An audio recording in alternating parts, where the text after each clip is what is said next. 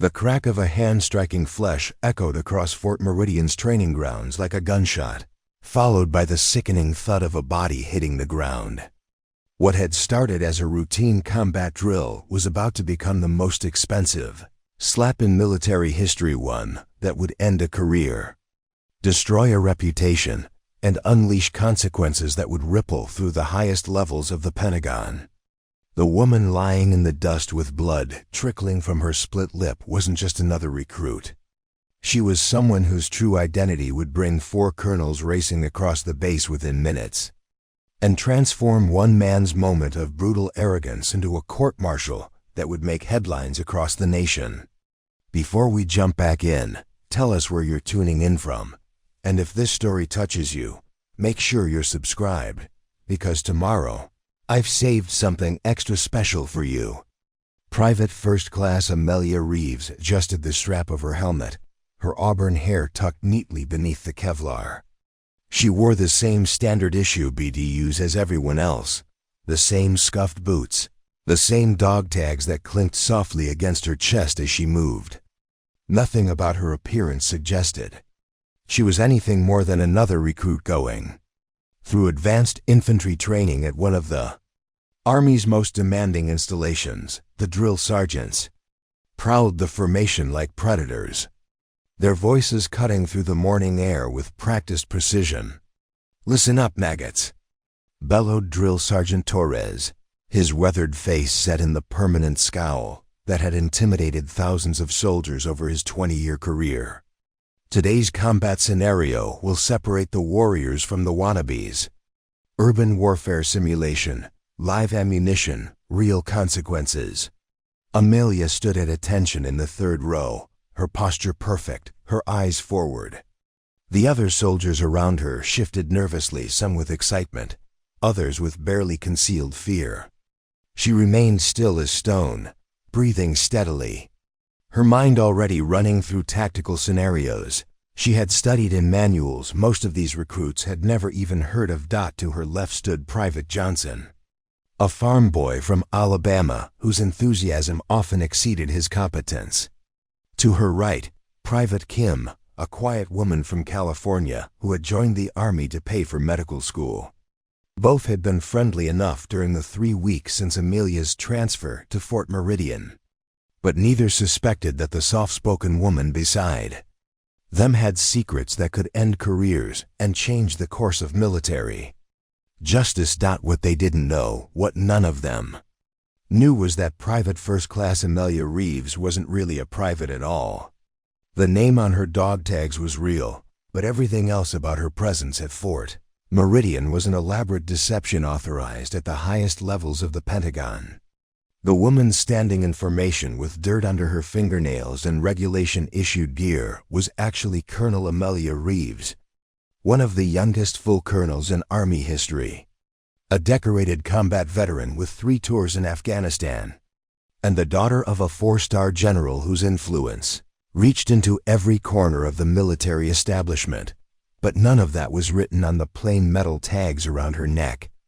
The orders that had brought her to Fort Meridian were classified so far above the heads of everyone on this base that even the commanding general believed she was exactly what she appeared to be, a promising recruit who had shown exceptional aptitude during basic training and had been selected for advanced infantry school. The truth was far more complex and infinitely more dangerous for anyone foolish enough to cross her. 3 months earlier, anonymous reports had begun filtering up through military channels about systematic harassment, assault, and abuse of female soldiers at Fort Meridian.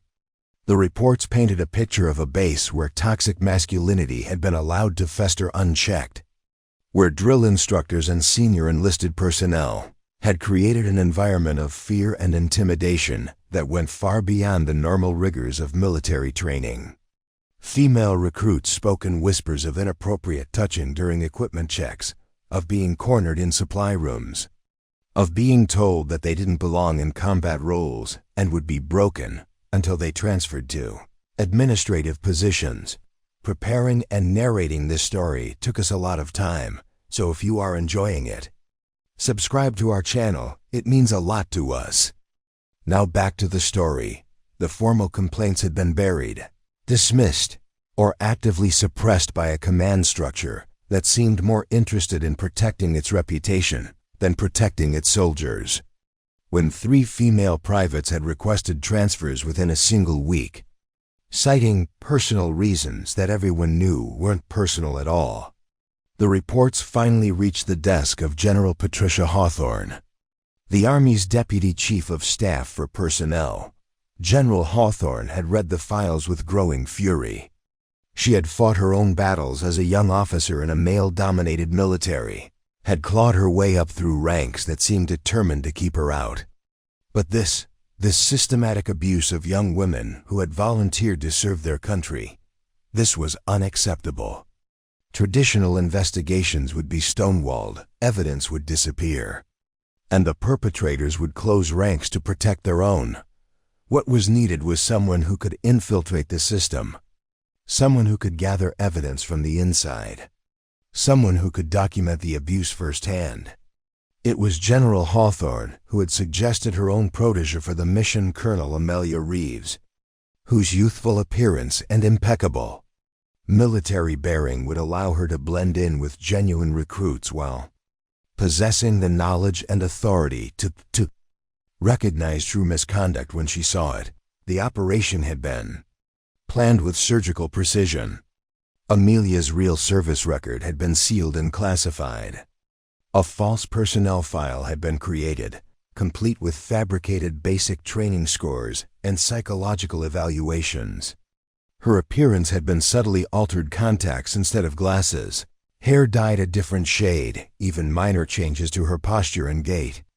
To everyone at Fort Meridian, she was just another face in the crowd. But as she stood in formation that morning, watching Drill Sergeant Torres scan the ranks with eyes that lingered too long on the female soldiers, Amelia knew that her cover was about to be tested in ways that no amount of planning could have prepared her for. She had come to Fort Meridian to gather evidence of harassment and abuse. What she was about to discover was that some predators were bold enough to strike even when they thought no one was watching, and foolish enough to target someone whose real identity could destroy not just their careers, but their freedom itself. The morning sun climbed higher over the training grounds, and Amelia felt the familiar weight of responsibility settle across her shoulders. She had worn eagles on her collar in combat zones, had commanded soldiers in life-and-death situations, had earned respect through blood and sacrifice. But today, she wore the single stripe of a private, and in the next few hours, someone was about to make the worst mistake of their military career. They just didn't know it yet. The formation began to break apart as soldiers moved toward their assigned training areas, boots crunching on the gravel paths that crisscrossed Fort Meridian's sprawling complex. Amelia shouldered her gear and fell into step with the flow of camouflaged bodies. But she could already feel the weight of hostile stares settling on her back like crosshairs. Well, look what we got here," came a voice dripping with mock amusement. Staff Sergeant Derek Hawkins stepped into her path, his massive frame casting a shadow across the dusty ground. At 6'4" and built like a linebacker, Hawkins had the kind of presence that made recruits step aside without thinking. His uniform was immaculate, his bearing sharp, but there was something predatory in the way his eyes swept over the female soldiers in his charge. Behind him stood his usual crew sergeant, First Class Bruno Martinez, and Sergeant Ryan Walshman, who had learned to mirror their leader's swagger and casual cruelty.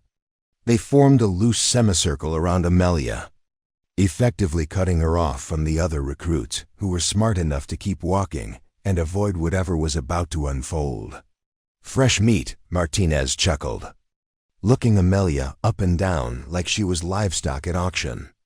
Another little girl playing soldier. "How long you think this one lasts, Sarge? I give her 2 weeks before she's crying for a transfer to the typing pool." Hawkins tilted his head.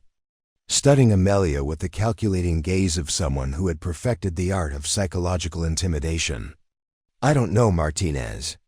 This one's got that stubborn look. Probably thinks she's tougher than she is. Probably watched too many movies and thinks infantry training is going to be like summer camp with guns." Amelia kept her expression neutral, her hands relaxed at her sides. She had faced down Taliban fighters in the mountains of Afghanistan, had stared into the eyes of insurgents who would have killed her without hesitation. These three bullies in pressed uniforms weren't even worth the adrenaline spike. But she needed to play her role, needed to be the young recruit who was intimidated, but trying to hide it. "I'm here to train, Staff Sergeant," she said quietly, her voice steady but respectful. "Same as everyone else." Walsh laughed, a harsh, barking sound that carried no humor. "Same as everyone else? You hear that, boys?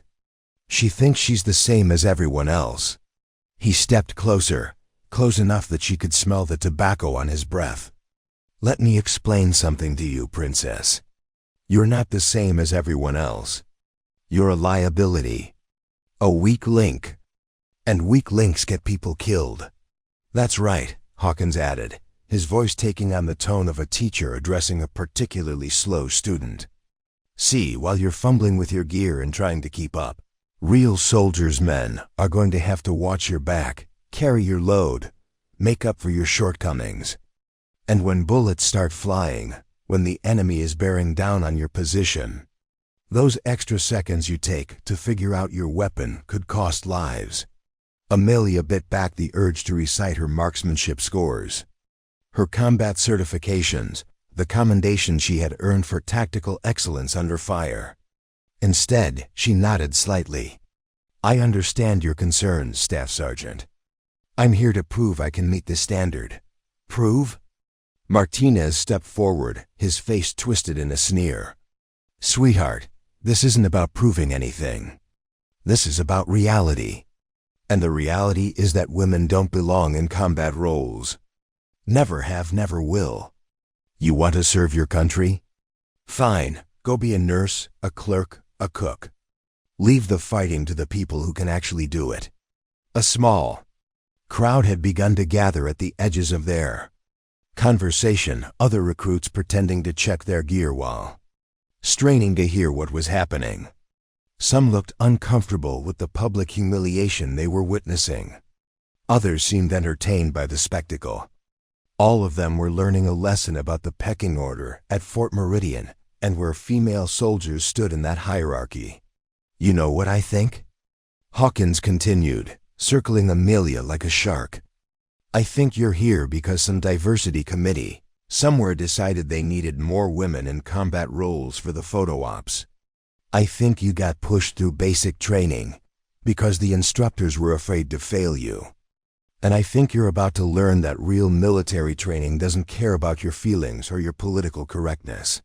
He stopped directly in front of her, close enough that she had to tilt her head back slightly to meet his eyes.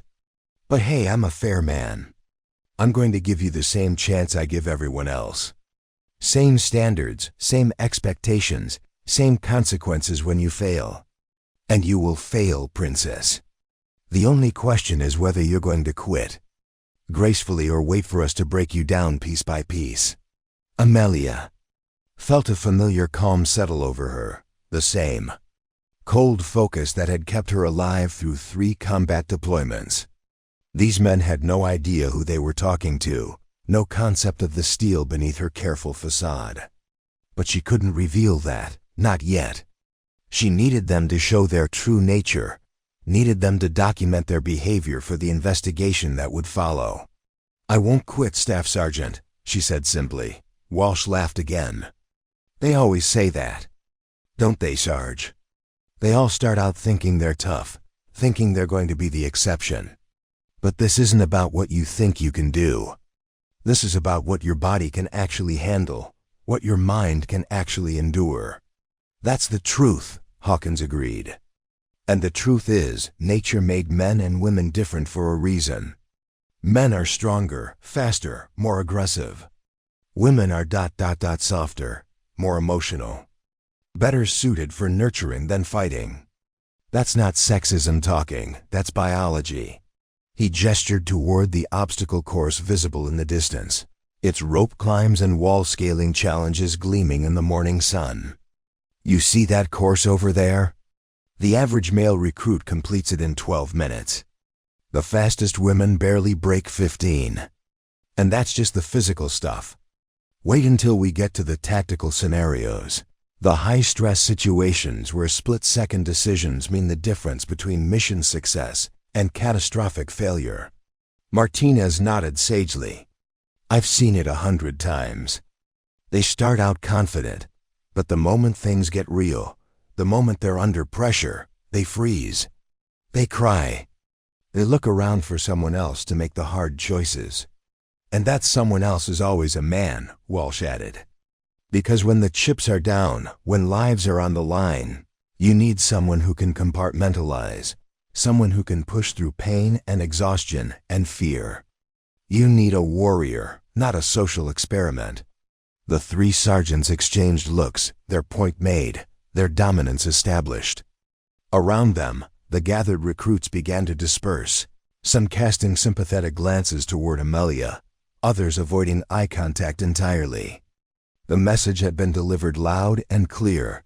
This was how things worked at Fort Meridian. This was the price of trying to break into their exclusive club. But as they turned to walk away, Hawkins paused, looking back over his shoulder with a cold smile. "Oh, and Reeves? When you do wash out, and you will remember that it wasn't because we were unfair to you. It wasn't because we didn't give you a chance. It was because you just weren't good enough. Some things never change, and this is one of them." As the three men sauntered away, their laughter echoing across the training grounds, Amelia remained standing perfectly still. Her face showed nothing, no anger, no hurt, no fear. But behind her carefully neutral expression, something else was building. Something that would soon teach these predators the most expensive lesson of their military careers. They had just dismissed, mocked, and underestimated someone whose real identity could end their futures with a single phone call. They just didn't know it yet. The assignment board outside the training headquarters buzzed with nervous energy as recruits clustered around it, scanning for their names and designated units. Amelia pushed through the crowd with practiced ease, her movements economical and purposeful. The morning's confrontation with Hawkins and his crew had already spread through the grapevine-whispered conversations that stopped when she passed. Sideways glances that carried everything from pity to curiosity. She found her name listed under Echo Company. Advanced Combat Training, Instructor, Staff Sergeant Derek Hawkins. The irony wasn't lost on her. The man who had just finished explaining why women didn't belong in combat roles would now be responsible for preparing her for exactly that. It was almost too perfect to be coincidence. Someone had clearly decided that if Private Reeves was going to be broken, Hawkins would be the one to do it. The barracks assignment came next, Building 47. Bay 3, Bunk 12. She memorized the details and moved away from the board, allowing the next wave of anxious recruits to surge forward.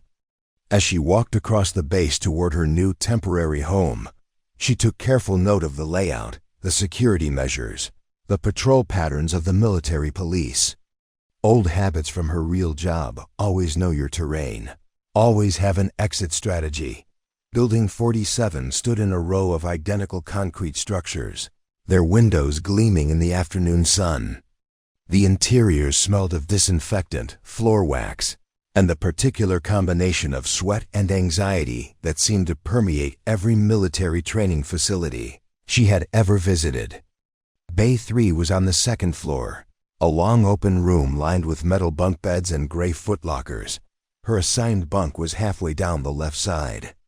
The lower berth in a stack that looked like it had been painted regulation green sometime during the Clinton administration. A few other female recruits were already there, unpacking their gear with the methodical precision that the military drilled into everyone from day one. "You must be Reeves," said a voice from the bunk across the narrow aisle. The woman speaking was tall and lean, with dark skin and intelligent eyes that seemed to take in everything at once. Her name tape read Williams. "I'm Kaisha Williams from Detroit. Heard you had a run-in with the welcoming committee this morning." Amelia set her duffel bag on the thin mattress and began the familiar ritual of military, unpacking everything in its designated place. Everything inspection ready. Word travels fast around here. "Faster than you'd think," Williams replied with a wry smile. "Especially when it involves Hawkins and his boys. They've got a reputation for testing the new arrivals, particularly the female ones." From the bunk above Williams, another voice chimed in. "That's putting it mildly." The speaker swung down from the upper berth with practiced ease, a compact woman with short blonde hair and the kind of muscle definition that spoke of serious gym time. Her name tape read Rodriguez. "I'm Carmen Rodriguez, and I've been here for 6 weeks. Long enough to see 3 women wash out after run-ins with our beloved staff sergeant." Amelia continued unpacking, but her attention was fully focused on the conversation. This was exactly the kind of intelligence she had come here to gather. "Wash out how?" Rodriguez and Williams exchanged a look. "Officially?" Rodriguez said. "Medical disqualifications. Stress fractures, psychological evaluations that suddenly showed they weren't suitable for combat roles. Mysterious injuries that just happened to occur during training exercises supervised by Hawkins." Unofficially? Williams picked up the thread. "They were harassed, intimidated, and in at least one case, physically assaulted until they couldn't take it anymore. The one who reported the assault got transferred to a desk job at Fort Benning before the investigation could really get started. Funny how that works." A 4th woman joined the conversation, emerging from the latrine area with a towel draped around her neck. She was Asian American, petite but with the kind of wiry strength that came from years of martial arts training. Her name tape read Chun. "Don't forget about Private Martinez," Chun said, settling onto her own bunk. "She was here for 2 months. Top scores and everything. Could outshoot half the men in her class. Then one day during a night training exercise, she had an accident during a river crossing. Nearly drowned. When they pulled her out, she was covered in bruises that looked suspiciously like handprints." "Let me guess," Amelia said, folding her spare uniform with military precision. "She transferred out for medical reasons?" "Within the week," Rodriguez confirmed. "And anyone who tried to ask questions about what really happened got reminded that loose talk could affect their own evaluations. Amazing how quickly people learn to keep their mouths shut when their careers are on the line." Williams leaned forward, her voice dropping to just above a whisper. "Look, Reeves, I don't know you, and you don't know us. But if you're planning to stick around, you need to understand how things work here. Hawkins runs Echo Company like his personal kingdom. He's got friends in high places, commendations from previous assignments, and a reputation as a hard-ass trainer who gets results. The kind of results the brass likes to see," Chun added. "High graduation rates, excellent combat readiness scores, soldiers who follow orders without question. The fact that he breaks a few eggs along the way, well, that's just the price of making an omelet." Rodriguez stood up and moved to the window, gazing out at the training grounds where small groups of recruits were already running evening PT. "The thing is, he's not stupid about it. He doesn't leave obvious evidence. No witnesses who will talk. No documentation that can't be explained away. He knows exactly how far he can push before the system pushes back. And the system doesn't push back very hard when it comes to protecting women who can't handle the pressure," Williams said bitterly. "We're expendable, replaceable. The military has been getting along just fine without us in combat roles for 200 years. And there are plenty of people who think it should stay that way." Amelia finished arranging her gear and sat on the edge of her bunk, studying the 3 women who had just shared information that could get them in serious trouble if it reached the wrong ears. They were taking a risk by talking to her, trusting her with knowledge that could be used against them. It spoke to either remarkable courage or remarkable desperation. So what's your advice? She asked quietly. Chun was the first to answer. Keep your head down. Don't give him any excuse to single you out. Do exactly what you're told, when you're told, how you're told. Excel at everything, but not so much that you make the men look bad. Walk the tightrope between competent and threatening. And hope you get lucky, Rodriguez added. Hope he finds someone else to focus on. Hope you make it through the program before he decides you need to be taught a lesson. Williams shook her head. That's survival advice, not solution advice. The real problem is that there's no one to report this to who will actually do anything about it. The chain of command protects its own, and Hawkins is definitely one of their own. What about the IG? Amelia asked, referring to the Inspector General's office responsible for investigating military misconduct. Or the military police? Tried both, Rodriguez said. IG office says they need more concrete evidence than he said, she said. MP says it's a training matter, not a criminal matter unless someone files formal charges. And good luck getting anyone to file charges when they know it'll torpedo their military career. Besides, Williams added, Hawkins is careful. He doesn't do anything that can't be explained as legitimate training. Push-ups until you collapse, building mental toughness, extra duty assignments, correcting deficient performance, getting accidentally knocked down during hand-to-hand combat training, learning to handle physical confrontation. Chun nodded grimly. The beauty of military training is that it's supposed to be harsh. It's supposed to push people to their breaking point. So when someone breaks, it's easy to say that they just weren't tough enough for the job. As if summoned by their conversation, the distinctive sound of combat boots on concrete echoed up the stairwell. Heavy, measured steps that spoke of authority and barely contained aggression. The four women fell silent immediately, the practiced silence of soldiers who had learned when to speak and when to listen. The footsteps paused at the entrance to Bay 3. And Staff Sergeant Hawkins filled the doorway like a storm cloud. His eyes swept the room, taking inventory of who was present and what they might have been discussing. When his gaze settled on Amelia, his lips curved into something that might have been a smile on someone else's face. Well, well, he said, his voice carrying easily through the sudden quiet. Look who made it to her new home.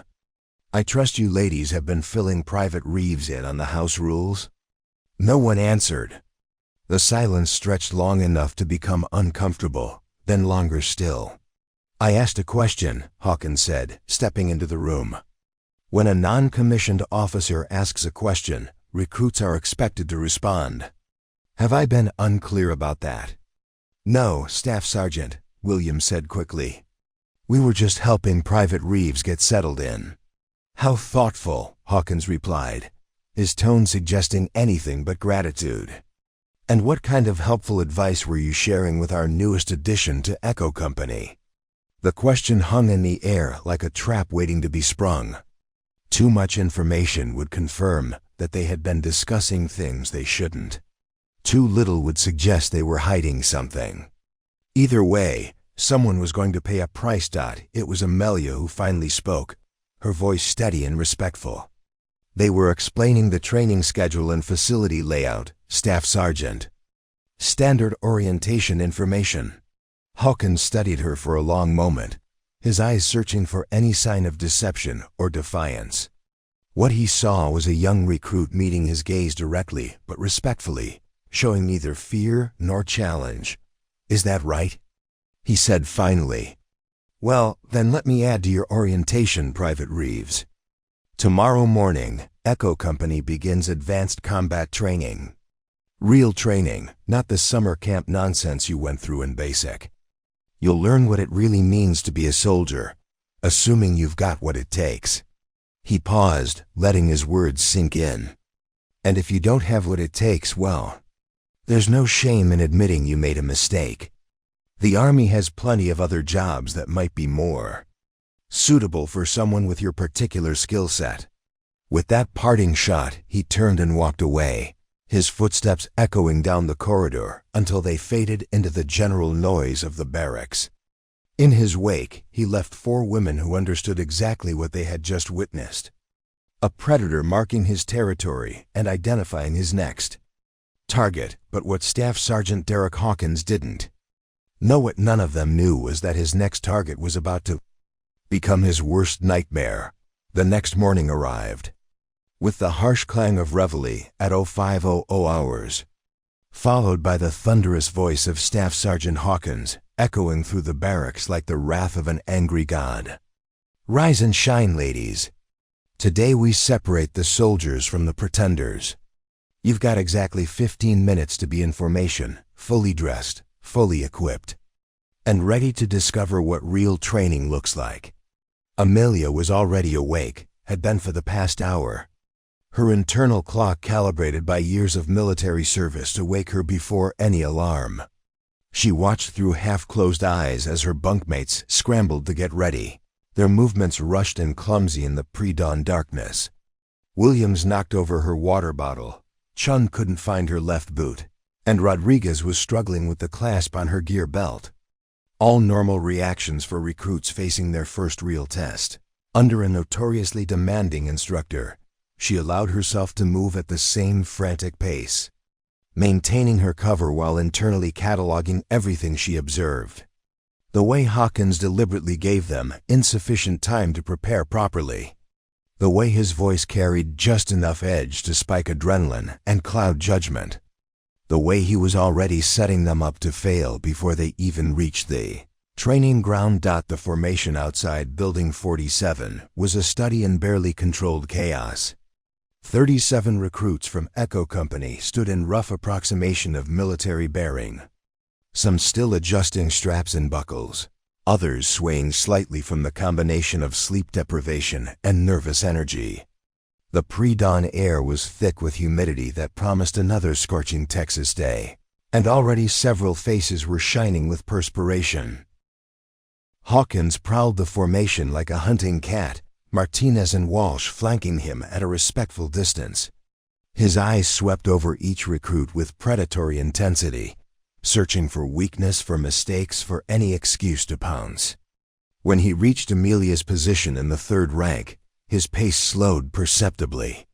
"Well, well," he said, loud enough for the entire formation to hear. "Private Reeves, I'm impressed. You managed to get dressed and find your way outside. That puts you ahead of at least 3 recruits who are still fumbling around upstairs." A few nervous chuckles rippled through the ranks. "But getting dressed is the easy part, Princess. Today we find out if you can actually soldier."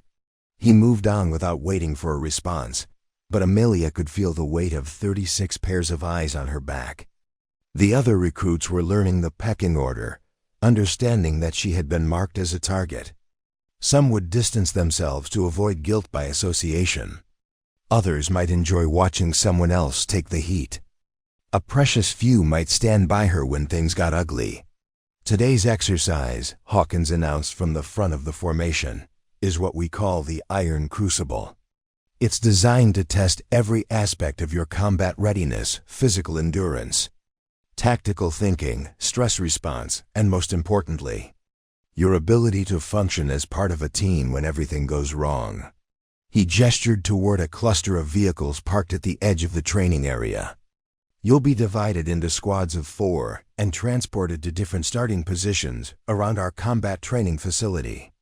Each squad will receive a mission briefing and equipment appropriate to their assigned scenario. The objective is simple: complete your mission and extract to the designated rally point within the time limit." Martinez stepped forward with a clipboard. "Sounds easy, right? Here's the catch. The scenarios are based on real combat situations. Live ammunition will be used. OPFOR, that's opposing forces for those of you who weren't paying attention during the briefings, will be trying to stop you using any means necessary. Injuries are not just possible, they're probable. Medical personnel will be standing by, Walsh added with a grin that suggested he was looking forward to seeing them needed. But don't expect us to pause the exercise just because someone gets a little banged up. Combat doesn't stop for scraped knees and hurt feelings. Hawkins nodded approvingly at his subordinates. That's right. This isn't a game, and it isn't designed to make you feel good about yourselves. It's designed to break you down, expose your weaknesses, and show you exactly how much you don't know about real soldiering. His gaze found Amelia again. Some of you will discover that you're tougher than you thought. Others will discover that they made a serious mistake thinking they belonged here. The squad assignments were called out with military efficiency. Amelia found herself grouped with Williams Rodriguez and a male recruit named Patterson, a quiet kid from Oregon who had been keeping his head down since arriving at Fort Meridian. It was an interesting combination. 3 women who had been discussing Hawkins' methods the previous evening, plus one unknown quantity who might be an ally, a liability, or a potential informant. Their assigned vehicle was a battered Humvee that looked like it had seen better decades. The interior smelled of diesel fuel, old sweat, and something that might have been fear. As they drove deeper into the training area, Amelia studied the terrain through the bulletproof windows, automatically noting positions that could provide cover, elevation changes that might offer tactical advantages, and potential choke points where an ambush might be waiting. The training facility was larger than she had expected. Thousands of acres of rolling hills, dense woods, and mock urban environments designed to simulate everything from Middle Eastern cities to European villages. Smoke from previous exercises drifted between the trees, and the distant crack of small arms fire echoed across the landscape like deadly thunder.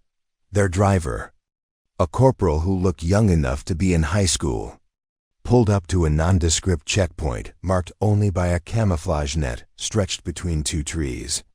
"End of the line, ladies and gentlemen," he announced. "Your mission briefing is in that tent over there. Good luck. You're going to need it." The briefing tent contained a single table with 4 manila envelopes and a large, topographical map marked with various symbols and notations. The envelope labeled Squad Leader fell to Williams by default. She had the most time and grade and the steadiest nerves. She tore it open and began reading while the others gathered around the map. "Okay," Williams said after scanning the documents. "Here's the situation. We're designated as a reconnaissance team tasked with locating and documenting the positions in Grid Square 77. She pointed to an area of dense forest on the map.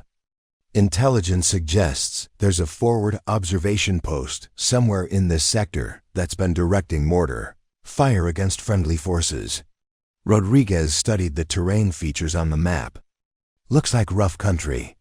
Lots of places to hide in Oppie, but also lots of places for us to get pinned down if we stumble into something." Patterson spoke for the first time that morning. "What about extraction? If we find this op and they spot us, how do we get out?" Williams consulted the briefing materials. "Rally point is here." She indicated a clearing about 2 kilometers from their target area. "We've got 4 hours to complete the mission and reach the extraction point. Miss the window and we fail." Amelia had been studying the map with the practiced eye of someone who had conducted real reconnaissance missions in real combat zones. The terrain was challenging but manageable, the timeline tight but achievable, and the mission parameters clearly designed to test both tactical competence and teamwork under pressure. It was exactly the kind of exercise that would separate competent soldiers from those who wilted under stress.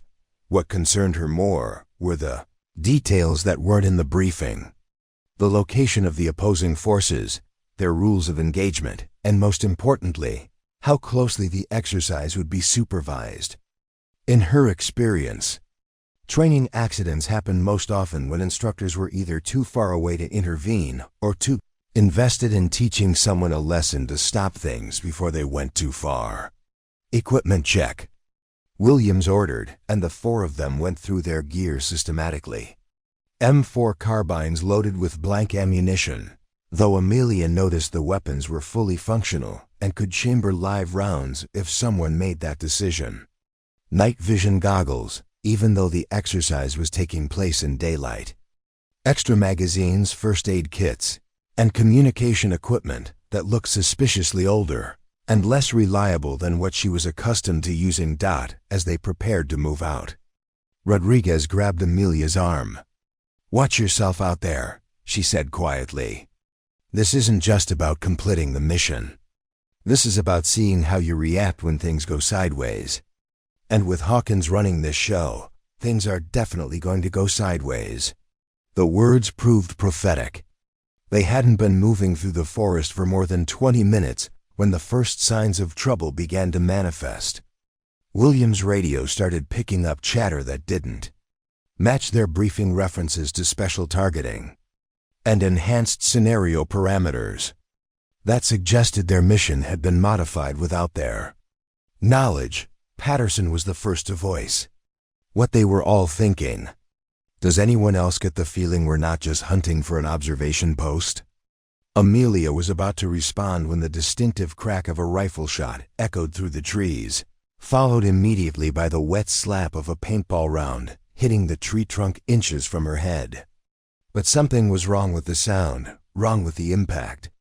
She had been hit by enough paintball rounds during training exercises to know what they sounded like, and this wasn't it. The second shot confirmed her suspicions. Another sharp crack, another impact that sent bark flying but left no colorful paint splatter. Someone was shooting at them with live ammunition, and they were good enough to come close without quite hitting their targets. Yet, "Take cover," she shouted, her voice carrying the authority of someone accustomed to being obeyed under fire. The 4 recruits dove behind the largest trees they could find as more shots rang out around them. This wasn't training anymore. This was something else entirely, something that could get them all killed if they didn't start thinking like soldiers instead of recruits. And somewhere in the back of her mind, Amelia began to suspect that this wasn't an accident or a case of mistaken ammunition. This felt deliberate, personal, and very specifically targeted at her. The hunt had begun. But the predator had badly misjudged his prey. The crack of live ammunition echoing through the forest changed everything in an instant. What had been a challenging but routine training exercise suddenly became a life-or-death situation that required immediate action and flawless execution. Amelia's mind shifted into combat mode automatically. The careful facade of Private Reeves, temporarily set aside as survival instincts honed by 3 combat deployments, took control. Contact left. She barked, her voice cutting through the chaos with military precision. "Williams, get on the radio and call this in. Rodriguez, suppressive fire on my mark. Patterson, watch our 6. This could be a flanking maneuver." The 3 recruits responded to her commands without question, their training overriding their confusion about who was giving orders. Williams fumbled for her radio while Rodriguez checked her ammunition and Patterson spun around to cover their rear. The transformation from confused recruits to functioning fire team happened in seconds.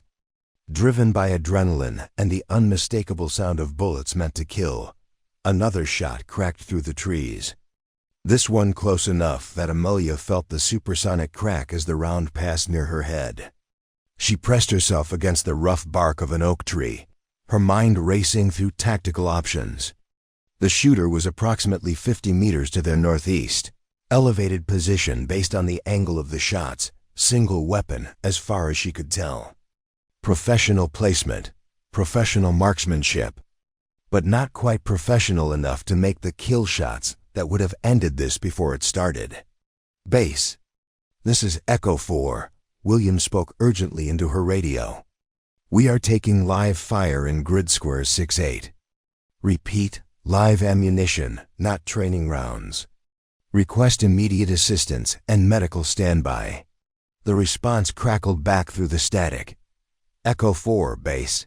Negative copy on live fire. All exercise ammunition has been verified as training rounds. Recommend you continue mission as briefed." Williams stared at the radio in disbelief. "Base, I say again, we are under fire with live ammunition. We need immediate support." Echo 4 Base. You are participating in a high-stress training scenario designed to test your reactions under pressure. Maintain mission focus and proceed to objective. Rodriguez looked over at Williams with wide eyes. Are they serious? Someone is trying to kill us, and they think it's part of the exercise? Another shot rang out, this one striking the ground between Patterson and Rodriguez. The impact sent dirt flying, and even in her peripheral vision, Amelia could see there was no paint splatter, no colored marker to indicate a training hit. Whoever was shooting at them was using standard military ammunition, the kind designed to punch holes in human beings. "This is deliberate," Amelia said quietly, her voice carrying absolute certainty. "Someone wants us to think this is part of the training while they take shots at us with real bullets. The question is whether the base knows about it or if they've been fed false information." She studied the terrain ahead, calculating angles and distances with the precision of someone who had done this many times before. The shooter had good position and decent concealment, but they were also alone as far as she could tell. A single sniper could pin down a squad indefinitely if they were skilled enough. But they were also vulnerable to a coordinated assault if their targets refused to stay pinned. "Williams, try a different frequency," she ordered. "See if you can reach anyone besides the exercise control. This smells like someone has compromised our communications." As Williams adjusted her radio settings, Amelia turned to Rodriguez and Patterson. "We're going to move on this shooter, but we need to do it smart. They've got elevation and concealment, but they're also stuck in position if they want to maintain their advantage." Rodriguez checked her weapon, her hand steady despite the circumstances. "What do you have in mind?" "Bounding Overwatch," Amelia replied, falling back on tactics that had kept her alive in Afghanistan. "Rodriguez, you provide covering fire from here. Patterson and I will move to that fallen log about 20 meters northeast. When we get there, we'll cover while Rodriguez bounds to our position. Williams stays here and keeps trying to raise someone on the radio who might actually believe us." Patterson looked uncertain. "Are you sure about this? I mean, shouldn't we just wait for help? This is supposed to be training. Maybe they'll realize something is wrong and stop the exercise." Another shot answered his question, this one close enough to spray bark fragments across his face. The shooter was getting bolder, more aggressive, and their accuracy was improving with each round. Waiting for help that might never come wasn't an option. "Patterson, look at me," Amelia said, her voice calm but commanding. "That shooter isn't using training ammunition. They're not trying to mark us as casualties in an exercise. They're trying to kill us, and if we sit here much longer, they're going to succeed. Do you understand?" The young recruit nodded, his face pale but determined. "I understand. What do you need me to do?" Amelia felt a moment of professional pride. Patterson might be inexperienced, but he had the kind of steady nerves that made good soldiers. "When I give the word, we move fast and low toward that log. Don't stop for anything until you reach cover. Rodriguez will keep the shooter's head down with suppressive fire." She looked over at Rodriguez, who was already sighting down the barrel of her M4. "You don't need to hit anything. Just put rounds in the general area of where those shots came from. Make noise, kick up dirt, let them know we're not just going to sit here and get picked off." Rodriguez nodded grimly. "How do you know so much about infantry tactics? This stuff isn't in the manual they gave us." It was a good question, one that Amelia couldn't answer without revealing her true identity. Instead, she deflected. "I spent a lot of time studying before I got here. Military history, combat manuals, anything I could get my hands on. Some people study to pass tests, I studied to stay alive." The explanation seemed to satisfy Rodriguez, or at least she was too focused on the immediate crisis to press for details. Williams, meanwhile, had managed to reach a different frequency and was speaking urgently with someone who sounded more concerned about their situation. "I've got someone," Williams called out. "Military police dispatch. They're sending a response team, but it's going to take at least 15 minutes for them to reach our position." 15 minutes was an eternity when someone was shooting at you with live ammunition. The sniper could relocate, call for backup, or simply wait for a clear shot to end the standoff with lethal efficiency. They needed to act now while they still had the initiative. "Rodriguez, start putting rounds downrange," Amelia commanded. "Patterson, you ready?" The suppressive fire began immediately, Rodriguez's M4 chattering as she sent blank rounds toward the sniper's position. The sound was wrong. Blanks didn't carry the same authority as live ammunition, but the muzzle flash and noise would still force the shooter to keep their head down. "Move!" Amelia shouted, and she and Patterson broke from cover simultaneously. The 20-meter sprint to the fallen log felt like 20 miles.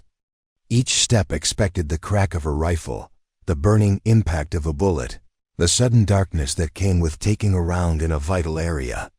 But Rodriguez's covering fire was effective enough to keep the sniper suppressed, and both runners reached the fallen log without taking fire. "Your turn," Amelia called back to Rodriguez, who immediately began her own sprint while Patterson took over the covering fire role. The tactical movement was working, bringing them closer to the sniper's position and forcing the shooter to divide their attention between multiple targets. But as Rodriguez dove behind their log, Amelia heard something that made her blood run cold: the distinctive metallic click of a bolt being cycled in a rifle designed for precision shooting. The sniper had switched weapons, upgrading from whatever they had been using to something with more range and stopping power. The next phase of this engagement was going to be considerably more dangerous than what they had experienced so far. "Williams, how long until that response team arrives?" she called back. 10 minutes, maybe 12, came the reply. Amelia did the math and didn't like the results. At their current rate of advance, they could reach the sniper's position in about 5 minutes if the shooter didn't relocate, if they didn't have backup arriving, and if nobody made a mistake that got them killed. But they were also running out of cover as they moved uphill toward the sniper's nest. "New plan," she announced. "Rodriguez, you're going to circle around to the right and try to get behind their position. Patterson and I will continue the frontal advance to keep their attention focused forward. Williams, stay put and guide that response team to our location when they arrive." Rodriguez checked her equipment. "How do I know when to move in?" "When you hear us open fire with everything we've got," Amelia replied. "That'll be your cue that we found them." As Rodriguez began her flanking movement, disappearing into the underbrush with impressive stealth for someone who had been a civilian just months earlier, Amelia felt the familiar weight of command settling on her shoulders. She was responsible for these people now, responsible for getting them out of this situation, alive and intact, but she was also beginning to suspect that this wasn't a random incident or a case of mistaken ammunition. The sniper was too well positioned, too well informed about their route and timing. Someone had planned this, someone who knew their training schedule and their mission parameters, someone who wanted Private First Class Amelia Reeves dead, not knowing that they were actually trying to kill Colonel Amelia Reeves, a mistake that was about to cost them more than they could possibly imagine. The hunt was about to become a reckoning. The flanking maneuver had been in motion for 3 minutes when Amelia first noticed the inconsistencies that confirmed her growing suspicions. Patterson was proving to be a better soldier than his quiet demeanor suggested, moving with practiced stealth and maintaining proper spacing as they advanced uphill toward the sniper's position. But it was his casual familiarity with advanced tactical concepts that began to raise red flags. "Contact front. 200 meters, he whispered, pointing toward a cluster of rocks that provided excellent overwatch of their previous position. "Single shooter, scoped rifle, probably .308 caliber based on the sound signature. Amelia studied him carefully. Sound signature analysis wasn't something they taught in basic training, and most recruits wouldn't know the acoustic difference between rifle calibers. Either Patterson was exceptionally well prepared, or he wasn't quite what he appeared to be. "How do you know about sound signatures?" she asked quietly. Patterson's eyes flickered just for a moment before he answered. "My dad was military. Taught me about firearms growing up." The explanation was plausible, but something in his tone suggested there was more to the story. Before she could probe further, Rodriguez's voice crackled through their short-range radio. "I'm in position behind the target. I can see the shooter, male, military age, wearing civilian clothes. He's got a hunting rifle with a high-end scope, and he's definitely not using training ammunition." The revelation hit Amelia like a physical blow. Civilian clothes. Hunting rifle. This wasn't a case of mistaken ammunition or a training exercise gone wrong. This was attempted murder, carefully planned and deliberately executed. Someone had positioned a civilian sniper to target their squad during what should have been a routine training mission. "Rodriguez, can you identify the shooter?" she asked into her radio. "Negative. He's wearing a baseball cap and sunglasses." "But wait." Rodriguez's voice trailed off for a moment. "There's something else. I can see two more individuals about 50 meters east of the sniper position. They're in military uniform, and they appear to be observing rather than participating." Amelia felt pieces of a deadly puzzle clicking into place. Military observers watching a civilian sniper target a training squad. Someone in the chain of command had to know about this, had to have authorized access to the training area and provided intelligence on their route and timing. This wasn't the work of a lone actor. This was a conspiracy that reached into the command structure of Fort Meridian itself. "Patterson," she said carefully, "I need you to be completely honest with me. Who are you really?" The young recruit, if that's what he actually was, studied her face for a long moment before making a decision that would change everything. "Captain James Patterson, Criminal Investigation Division. I've been undercover at Fort Meridian for 6 weeks investigating reports of systematic abuse and potential criminal activity." The revelation should have been shocking, but instead, Amelia felt a sense of relief. Another investigator. Someone else who understood that the situation at Fort Meridian was more serious than routine training violations. But it also meant that their cover stories were intersecting in ways that could complicate both of their missions. "CID?" she repeated. "Then you know this isn't about training accidents." Patterson nodded grimly. "We've been tracking a pattern of incidents involving female soldiers.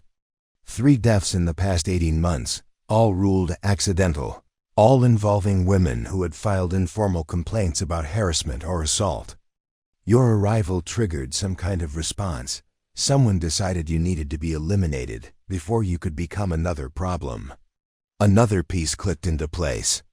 The observers Rodriguez spotted. They're documenting this for someone higher up the chain. Proof that the problem has been handled, that the troublemaker won't be filing any reports or causing any more headaches.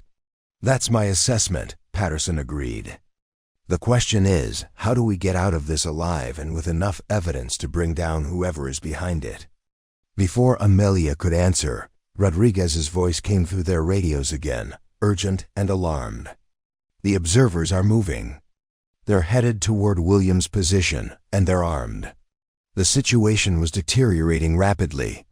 Williams was alone, focused on maintaining radio contact with the military police response team, unaware that she was about to become a target.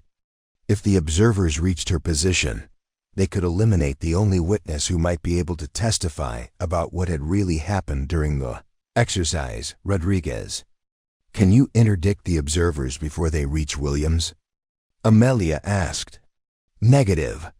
Too much open ground between my position and theirs. I'd be exposed for at least 30 seconds, plenty of time for the sniper to acquire me as a target. Amelia made a command decision that revealed more about her true capabilities than she had intended. Patterson, you take the sniper. Use whatever you learned in CID training to neutralize him as a threat. Rodriguez, put suppressive fire on the observers to slow their advance. I'm going after Williams. Wait, Patterson said. How are you planning to reach Williams without getting shot? There's no cover between here and her position. The question forced Amelia to make a choice that could blow her carefully constructed cover. She could continue playing the role of Private Reeves and hope that conventional tactics would be sufficient. Or she could use the skills and experience that might keep her people alive. The sound of gunfire in the distance made the choice for her. The observers had reached Williams' position, and the distinctive crack of rifle fire suggested that the situation had moved beyond containment. Cover me, Amelia said. And before Patterson could object, she was moving. But she wasn't moving like a recruit who had learned tactics from manuals. She was moving like a combat veteran who had done this for real in places where mistakes meant body bags. Her route selection was perfect, using micro-terrain and natural concealment to mask her movement. Her pace was controlled but aggressive, covering ground quickly while remaining a difficult target. Patterson watched her go with growing amazement. Rodriguez, he said into his radio, who the hell is Private Reeves? Because that is not how recruits move under fire. I've been wondering the same thing, Rodriguez replied. Her voice strained as she tried to maintain suppressive fire on multiple targets. She's been giving orders like she's done this before. And everyone just follows them automatically. The sniper had spotted Amelia's movement and was trying to track her with his rifle. But her advance was too unpredictable, too professional. She moved like someone who understood how snipers thought, how they acquired targets, how they calculated lead time and wind drift. Every time he thought he had a clear shot, she was already somewhere else. When she finally reached Williams' position, what she found confirmed her worst fears. Williams was down, a spreading pool of blood beneath her left shoulder. She was conscious but in shock, her radio shattered by a bullet that had missed her head by inches. Williams, talk to me, Amelia said, dropping into a combat medic crouch as she assessed the wound. Where are you hit? Shoulder, Williams gasped. Went through clean, I think. But they're coming. 2 men in uniform. They said something about cleaning up loose ends. Amelia could hear boots crashing through the underbrush, moving with the confidence of people who believed they held all the advantages. She checked Williams' wound through and through. No major arteries hit, painful but not immediately life-threatening. The immediate problem was the 2 armed men who were about to round the tree line with orders to eliminate witnesses. She picked up. Williams dropped rifle and checked the ammunition. Blanks. Useless for anything except making noise. Her own weapon was similarly loaded with training rounds. But Williams' sidearm, the 9mm pistol that all squad leaders carried, that would be loaded with live ammunition for emergency situations. Williams. I need your sidearm, she said. You know how to use it? Williams asked weakly. Amelia's response was to draw the pistol. Perform a flawless press check to confirm a round was chambered, and settle into a shooting stance that spoke of hundreds of hours on firing ranges and real-world application. I'll figure it out, she said quietly. The first observer broke through. The tree line 15 meters away, his rifle raised and ready. He was expecting to find a wounded recruit and maybe one frightened companion. What he found instead was someone in a perfect isosceles stance, weapon-trained center mass. Finger on the trigger with professional calm. Drop your weapon, Amelia commanded, her voice carrying absolute authority. Federal agents are en route, and you are under arrest for attempted murder of military personnel. The observer hesitated, clearly not prepared for organized resistance from someone who sounded like they knew what they were talking about. That hesitation cost him his life as the second observer appeared behind him and opened fire without warning. The bullets meant for Amelia struck his partner instead, and in the chaos that followed, she put 3 rounds center mass into the second shooter before he could acquire her as a target. Both men went down hard. Their mission ended permanently. In the sudden silence that followed, Patterson's voice crackled through the radio. "Reeves, what the hell just happened? Who are you?" Amelia looked down at Williams, who was staring at her with wide eyes and growing suspicion. The careful facade of Private Reeves had just been shattered by necessity, and there was no way to rebuild it. "I think," Williams said weakly, "we need to have a conversation about who you really are." The sound of approaching helicopters echoed across the training area, but Amelia knew that the real reckoning was just beginning. Her cover was blown, her mission was compromised, and somewhere in the command structure of Fort Meridian, people were about to realize that they had made a terrible mistake. They had tried to kill Colonel Amelia Reeves, and now they were about to face the consequences. The sound of rotors beating the air grew louder as 3 Black Hawk helicopters approached the training area. But Amelia knew that the cavalry arriving wasn't necessarily coming to rescue them. In her experience, when shooting started during what was supposed to be a routine training exercise, the first priority of any response team was containment, controlling the narrative, securing witnesses, and ensuring that whatever had gone wrong didn't become a public relations nightmare for the Army.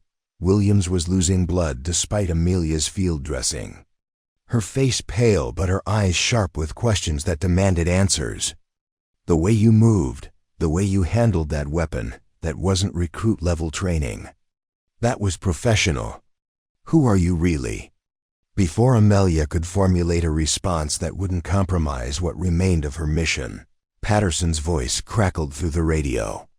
"All stations, this is Bravo 6. I have the sniper in custody, but we've got bigger problems. The aircraft that just arrived aren't military police.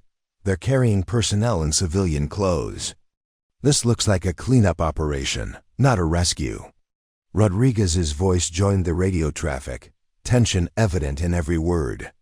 "I can see the landing zone from my position. Armed civilians are deploying from 2 of the aircraft.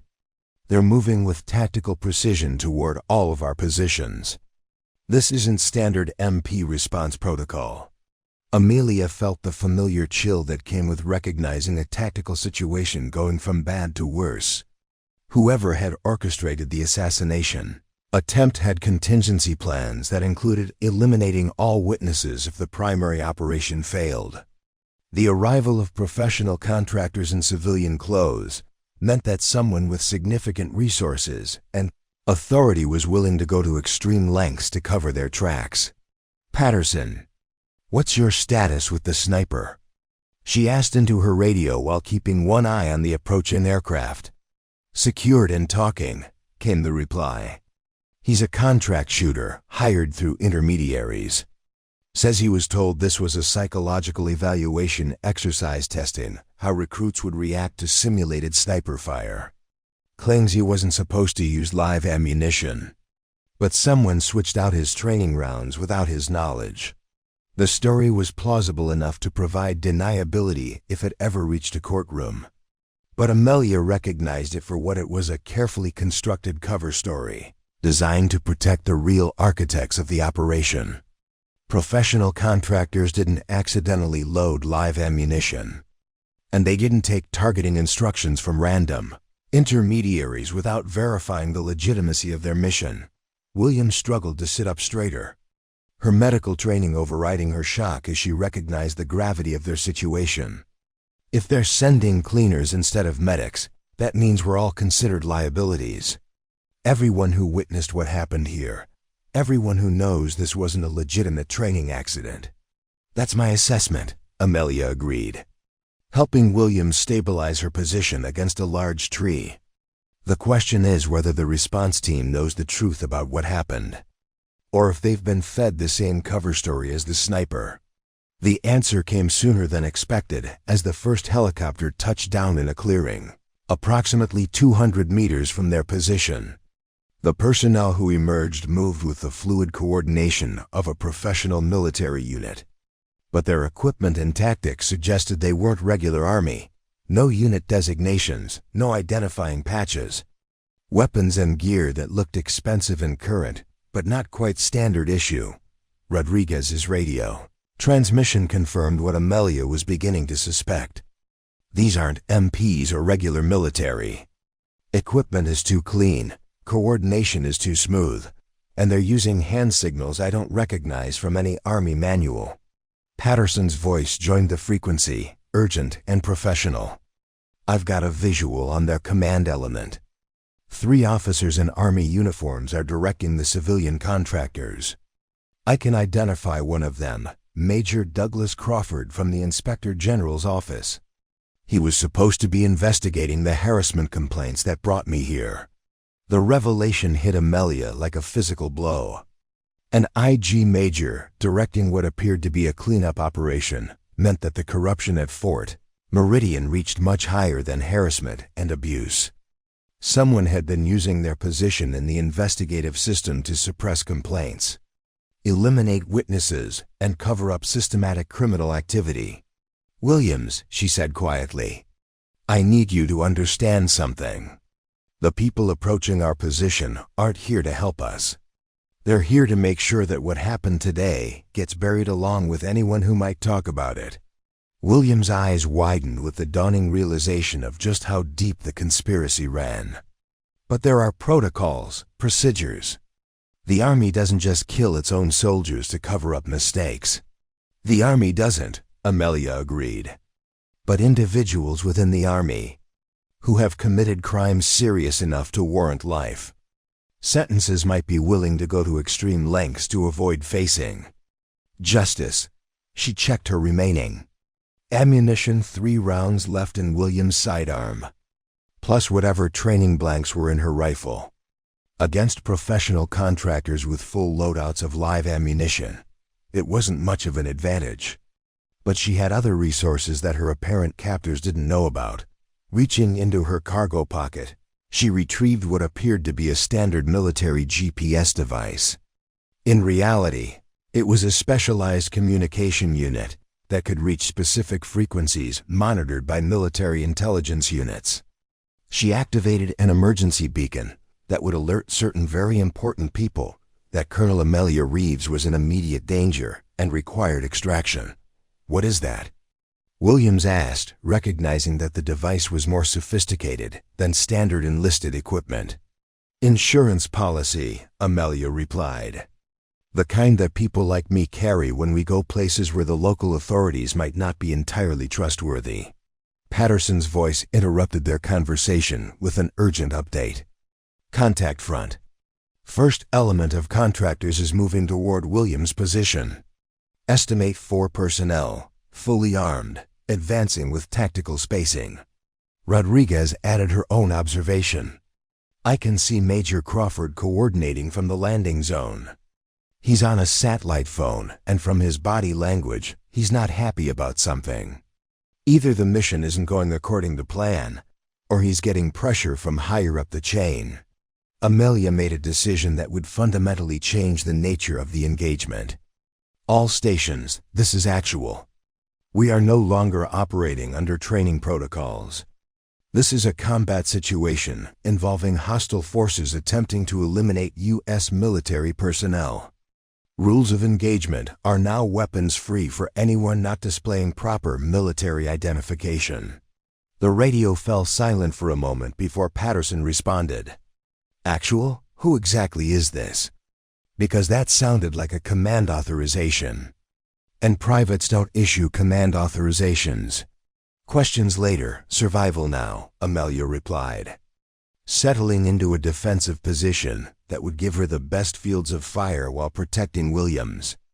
Rodriguez, can you reach an overwatch position where you can provide supporting fire? Affirmative. I can see 3 of the 4 contractors from here. They're moving too confidently, like they think they're dealing with frightened recruits instead of trained soldiers. That confidence was about to become their weakness. Professional contractors were accustomed to operating against civilians or lightly armed opposition.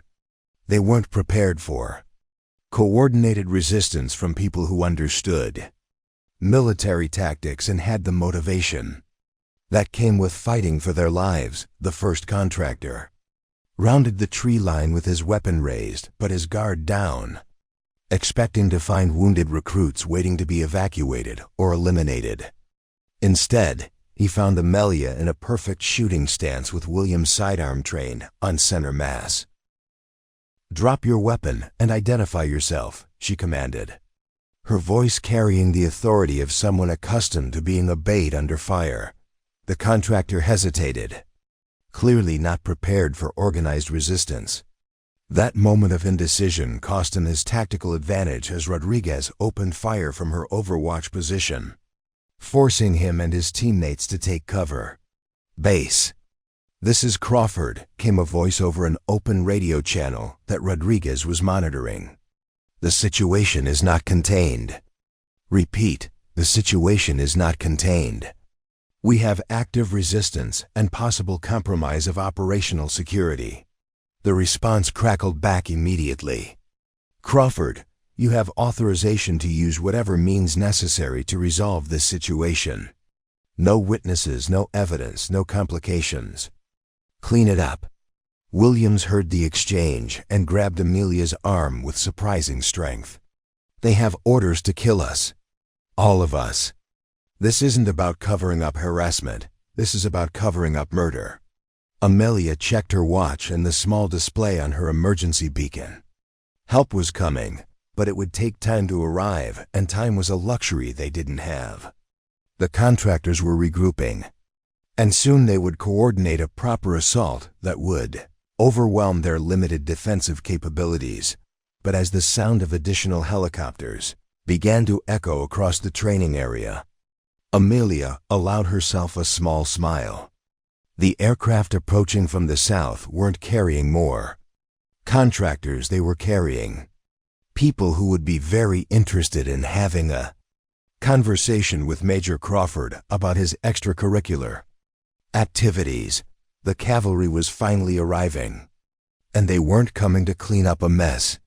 They were coming to ensure that justice was served.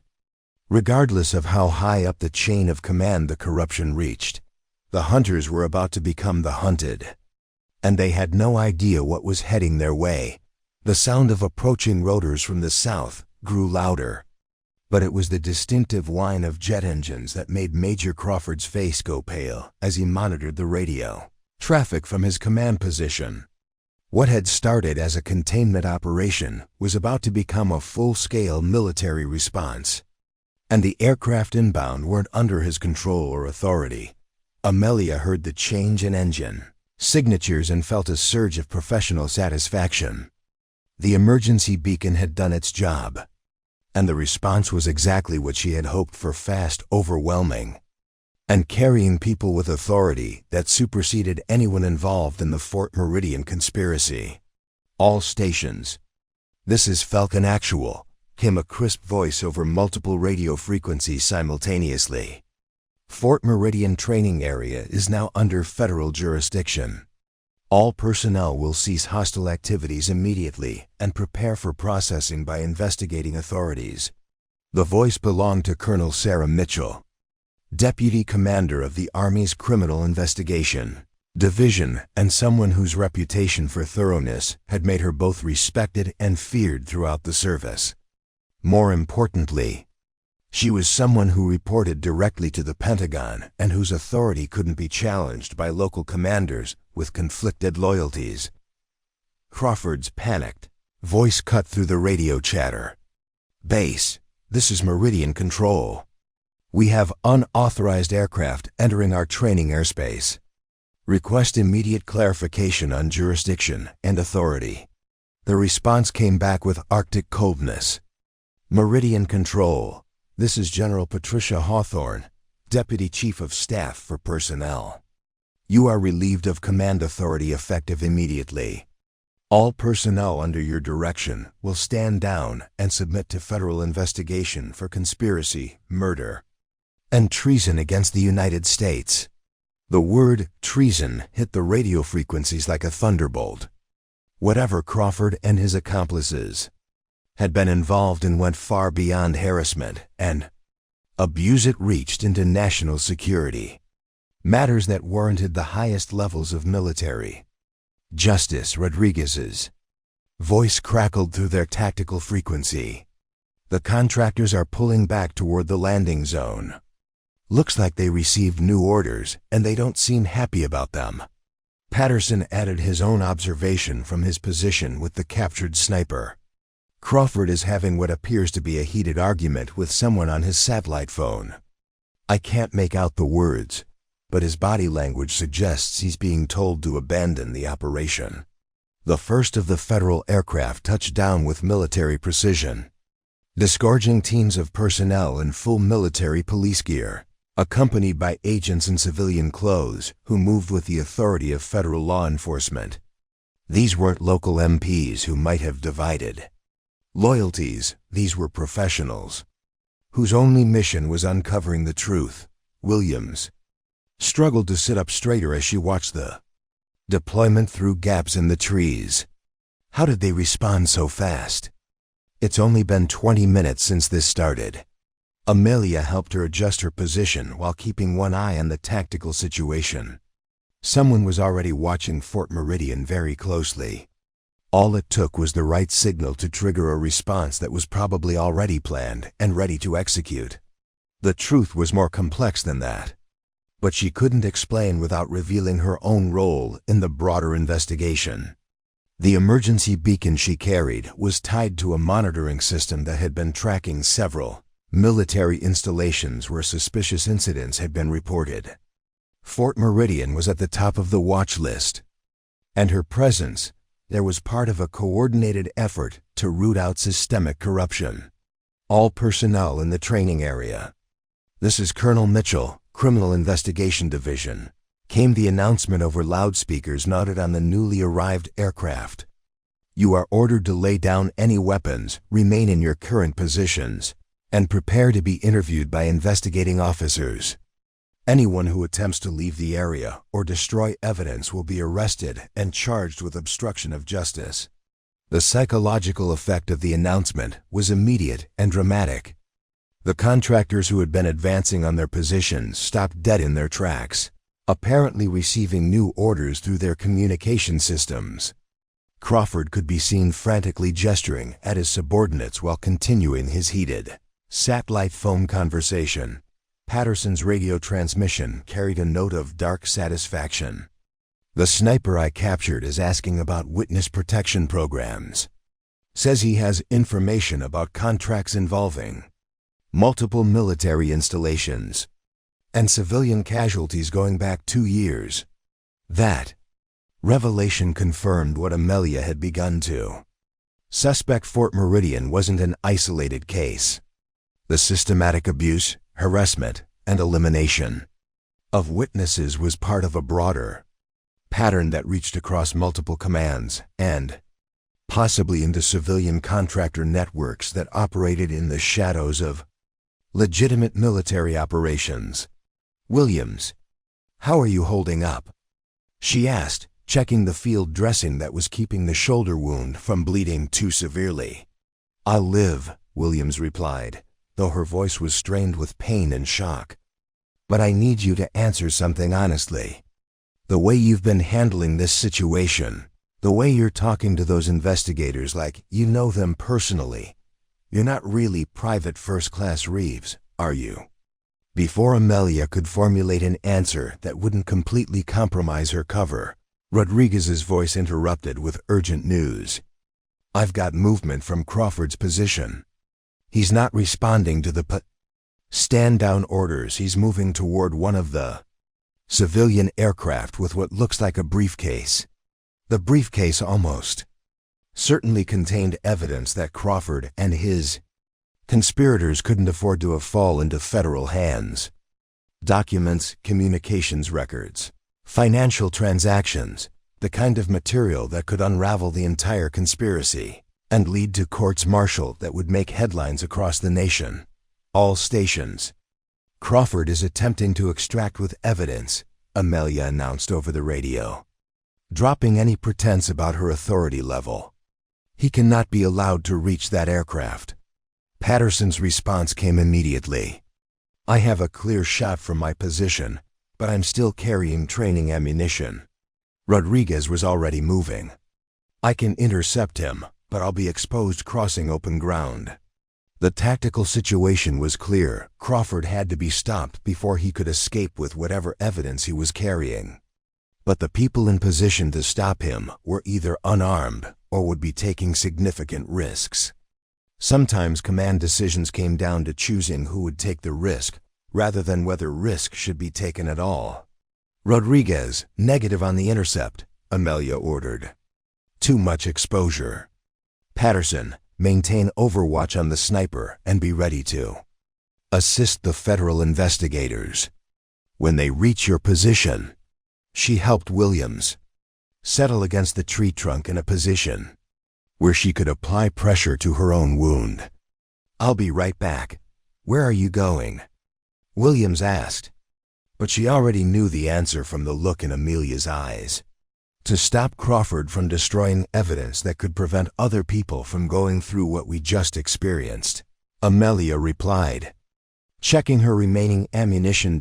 She moved from cover with the fluid grace of someone who had done this many times before, using terrain and natural concealment to mask her approach to Crawford's position. Behind her, she could hear Williams talking into the radio, trying to coordinate with the federal investigators who were still securing the immediate area. Crawford was 50 meters away and moving quickly toward his extraction aircraft when Amelia emerged from the tree line directly in his path.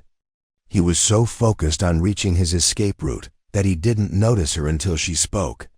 Major Crawford, she called out, her voice carrying across the distance with unmistakable authority.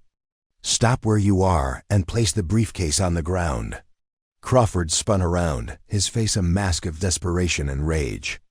When he saw what appeared to be a lone recruit blocking his escape route, his expression shifted to something that might have been relief. Get out of my way, soldier, he snarled. You have no idea what you're interfering with. Amelia stood perfectly still, her weapon-trained center mass, her voice calm and professional. Major Douglas Crawford, you are under arrest for conspiracy, murder, and treason against the United States. You will place the briefcase on the ground and assume the position for detention. Crawford's laugh was harsh and bitter. You think you can stop me? You're just a recruit who got lucky and survived longer than expected. I've got authorization from people whose names you'll never know to clean up this mess. And that includes eliminating any remaining witnesses. He reached for his sidearm with the confidence of someone who believed he still held all the advantages. It was the last mistake he would ever make as a free man. The sound of the single gunshot echoed across the training area, followed immediately by Crawford's scream of pain as Amelia's bullet shattered his wrist and sent his weapon spinning away into the grass. He collapsed, clutching his ruined hand and staring up at her with shock and disbelief. Who are you? He gasped through gritted teeth. Amelia kept her weapon trained on him while reaching for his briefcase with her free hand. Someone you should have been more careful about trying to kill, she replied. The federal investigators reached their position moments later, professional and efficient as they secured Crawford and began collecting evidence. As they worked, Colonel Mitchell approached with the kind of purposeful stride that indicated she had questions that needed immediate answers. Private Reeves, she said, her tone suggesting she knew that name was about to become irrelevant. I think it's time we had a conversation about who you really are and what you're really doing at Fort Meridian. The moment of revelation had finally arrived, and with it would come consequences that would ripple through every level of the military establishment. The silence that followed Colonel Mitchell's question stretched across the training area like a held breath. Federal agents continued their methodical work around them, securing evidence, treating wounded personnel, and establishing a perimeter that would keep the media and curious onlookers at bay. But in the small circle that had formed around Amelia, Everyone waited for an answer that would explain how a supposed recruit had just orchestrated the capture of a corrupt major and his conspiracy. Amelia looked down at Crawford, who was receiving medical attention for his shattered wrist while remaining under heavy guard. The briefcase he had been carrying was already in the hands of federal investigators, its contents likely to provide the final pieces of a puzzle that had been developing for months. The immediate crisis was over, but the larger implications were just beginning. "Colonel Mitchell," she said formally, coming to attention with military precision that no recruit could have managed so flawlessly. "Colonel Amelia Reeves, requesting permission to speak privately about classified operations and national security matters." The revelation hit the assembled group like a physical shockwave. Williams, despite her wound and exhaustion, struggled to sit up straighter as the pieces of the puzzle finally clicked into place. Rodriguez, who had just arrived from her overwatch position, stared in open amazement. Patterson nodded slowly, as if confirming suspicions he had been harboring since their tactical movements began. But it was the reaction of the federal agents and military police that confirmed the significance of what had just been revealed. Several snapped to attention automatically, their training overriding the confusion about why a full colonel had been operating undercover as an enlisted soldier. Others reached for communication devices, presumably to relay the information up chains of command that would need to be briefed immediately. Colonel Mitchell's expression remained professionally neutral, but her eyes showed the sharp intelligence of someone rapidly reassessing everything that had occurred. "Colonel Reeves, your presence here was not part of any operation briefing I received. I'm going to need a full explanation of your authority and mission parameters." "Understood, Colonel," Amelia replied. "The operation was authorized directly by the Pentagon under Special Access Program guidelines. My mission was to infiltrate Fort Meridian and gather evidence of systematic abuse and criminal misconduct that traditional investigations had failed to uncover." She gestured toward Crawford, who had stopped groaning long enough to listen to the conversation with growing horror. "As you can see, the scope of the criminal activity exceeded initial intelligence estimates. What appeared to be harassment and abuse was actually part of a broader conspiracy involving murder, witness elimination, and the use of civilian contractors to commit crimes against military personnel." Patterson stepped forward, his own cover now irrelevant. "Colonel Mitchell, I can confirm Colonel Reeves' assessment. I'm Captain James Patterson, CID, and I've been conducting a parallel investigation. The evidence we've gathered indicates a conspiracy, reaching into multiple commands and possibly involving foreign contractors." The mention of foreign involvement caused an immediate stir among the federal agents. Several began speaking urgently into their communication devices, while others moved to establish an even more secure perimeter around the area. If international actors were involved in corrupting U.S. military personnel, the implications reached far beyond criminal misconduct into potential national security threats. Williams raised her uninjured hand weakly. "Excuse me, but could someone please explain how we went from filing harassment complaints to uncovering international conspiracies? Because 3 hours ago, I thought my biggest problem was getting through advanced training without Hawkins making my life miserable." Rodriguez nodded in agreement. "I'm with Williams on this. Yesterday, we were worried about passing inspections and getting decent assignments. Today, we're witnesses in what sounds like a federal case involving treason." Colonel Mitchell's expression softened slightly as she addressed the two genuine recruits. "Sergeant Williams, Private Rodriguez, you've both demonstrated exceptional courage and competence under circumstances that would have broken many experienced soldiers. Your willingness to stand up to systematic abuse and fight back when attacked probably saved not only your own lives, but potentially the lives of future victims." She paused, choosing her words carefully. "What you've witnessed today is the culmination of multiple investigations that have been running for months. Colonel Reeves and Captain Patterson, were inserted into Fort Meridian because traditional oversight mechanisms had been compromised by the very people who were supposed to be providing oversight. Crawford's bitter laugh interrupted the explanation. Despite his injury and custody status, his voice carried across the group with venomous clarity. You think you've won something?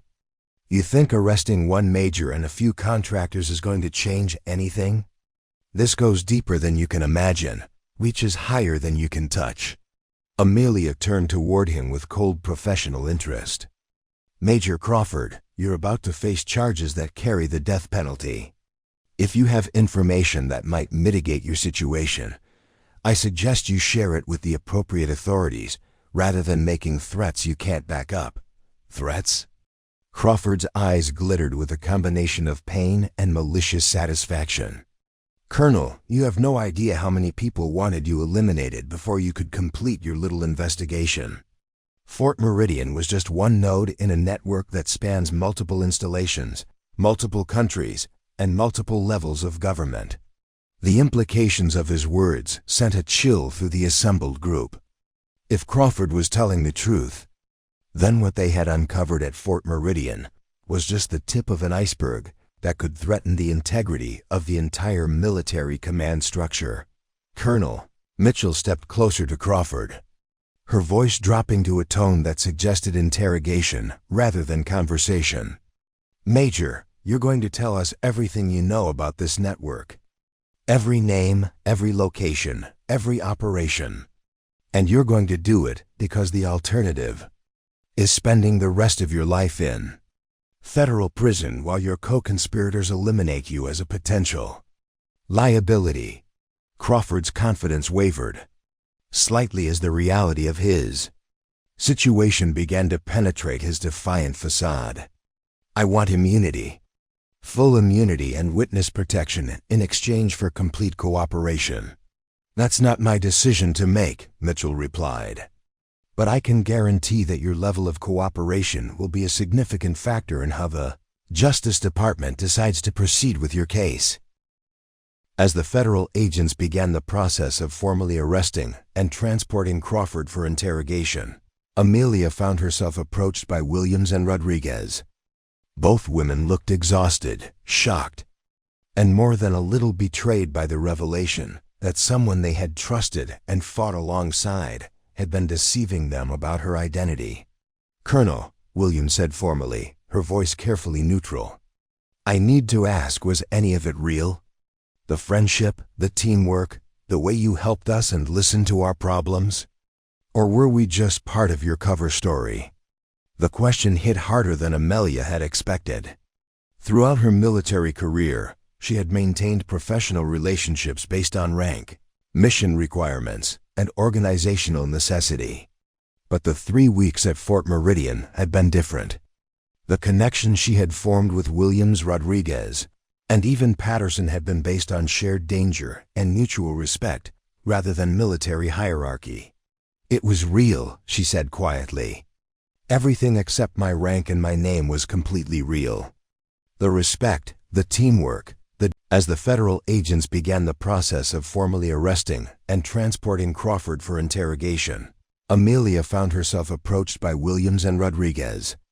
Both women looked exhausted, shocked, and more than a little betrayed by the revelation that someone they had trusted and fought alongside had been deceiving them about her identity. Colonel, Williams said formally, her voice carefully neutral. I need to ask, was any of it real? The friendship, the teamwork, the way you helped us and listened to our problems? Or were we just part of your cover story? The question hit harder than Amelia had expected. Throughout her military career, she had maintained professional relationships based on rank, mission requirements, and organizational necessity. But the 3 weeks at Fort Meridian had been different. The connection she had formed with Williams, Rodriguez, and even Patterson had been based on shared danger and mutual respect rather than military hierarchy. It was real, she said quietly. Everything except my rank and my name was completely real. The respect, the teamwork, the determination to protect each other, None of that was part of any cover story. Rodriguez stepped closer, studying Amelia's face with the intensity of someone trying to reconcile conflicting information.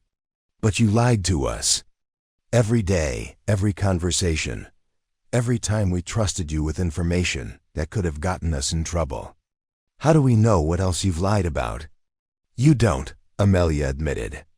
And I understand if that makes it impossible for you to trust me going forward. But I want you to understand that every lie I told was in service of protecting people like you from people like Crawford. The mission required deception, but the relationships were genuine. Patterson approached the group as the federal agents finished securing the immediate area. For what it's worth, he said to Williams and Rodriguez, I've been watching Colonel Reeves for weeks, and every action she took was focused on protecting enlisted personnel and gathering evidence against the people who were abusing them. Her methods may have involved deception, but her motivations were completely legitimate. Colonel Mitchell rejoined their conversation as her teams completed their preliminary evidence collection. Colonel Reeves, Captain Patterson, I'm going to need detailed debriefs from both of you before we can proceed with the broader investigation. Given the scope of what you've uncovered, this is going to involve multiple agencies and possibly international cooperation. She turned to Williams and Rodriguez. Sergeant Williams, Private Rodriguez, you're both going to be transferred to a secure medical facility for treatment and debriefing. Your testimony will be crucial in building cases against everyone involved in this conspiracy. As medical personnel arrived to transport Williams and prepare the others for evacuation, Amelia realized that her undercover mission at Fort Meridian was over.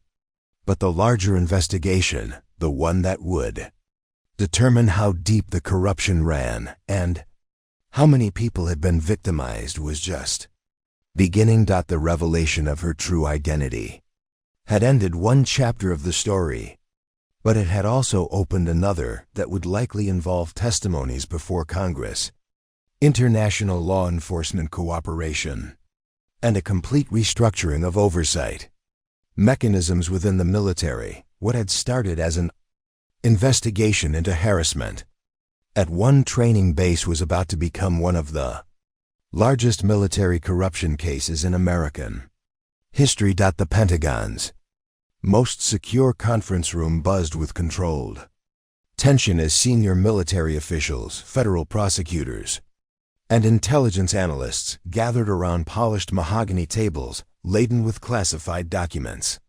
2 weeks had passed since the Fort Meridian incident, and the breadth of the conspiracy that had been uncovered continued to expand with each new piece of evidence extracted from Crawford's briefcase and corroborated through witness testimony. General Patricia Hawthorne sat at the head of the table, her 4 stars catching the light from overhead fixtures as she reviewed the latest intelligence summaries.